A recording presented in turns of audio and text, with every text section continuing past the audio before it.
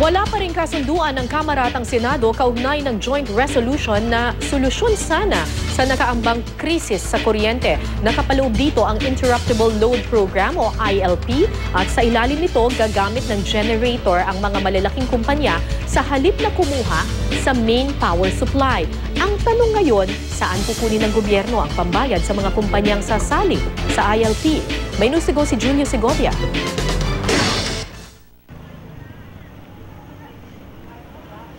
Dahil sa pagpapalit sa mga lumang poste ng Peninsula Electric Cooperative sa Bataan, 30 minuto hanggang 9 na oras na wala ng kuryente ang mga bayan ng Hermosa, Orani, Samal at Abukay, pati ang lungsod ng Balanga.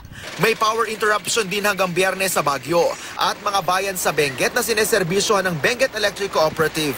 Hindi saklaw ang mga yan ang inaasang rotational brownout na dahil sa nakatakdang maintenance shutdown ng mga planta ngayong tag-init. Hiwalay pa ang problema ng forced outages o biglaang pagpalya ng mga planta. Isang solusyon sana para umayuda sa power supply ng Luzon, ang Interruptible Load Program o ILP. Nakalakip yan sa pinaplansya pa ring joint resolution ng Kongreso para sa pagbibigay ng special powers kay Pangulong Aquino. Pero bukod sa walang katiyakang maraming kumpanya ang handang magpahiram ng kanilang generators sa grid, hindi pa rin napagkakasunduan kung kukunin ang gastos dyan sa Malampaya Fund gaya ng panukala ng Kamara o ipapasa sa consumers gaya ng mungkahi ng Senado. Don't be afraid to pass on costs because it will also teach our people to discipline their spending habits. Hindi naman kasalanan niya ng consumers. It's not because they use too much o nag-excessive abuse sila sa kanilang paggamit.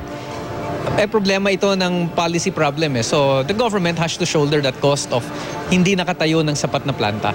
Ang tiyak, sabi ng Energy Department, oras na bumili ang mga distributor gaya ng Meralco ng mas mahal na kuryente sa spot market kapag may pumalyang planta, maghanda na raw sa mas mahal na singil. Pinakamahal pag wala kang kuryente.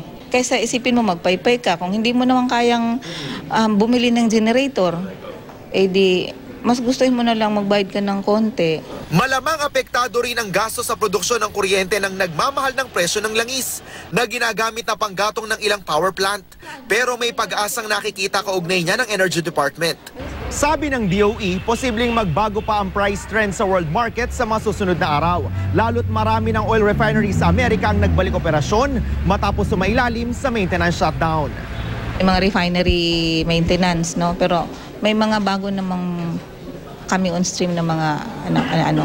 So baka matitemper yung, if ever may pagtaas, matitemper yun. Julio Segovia, GMA News.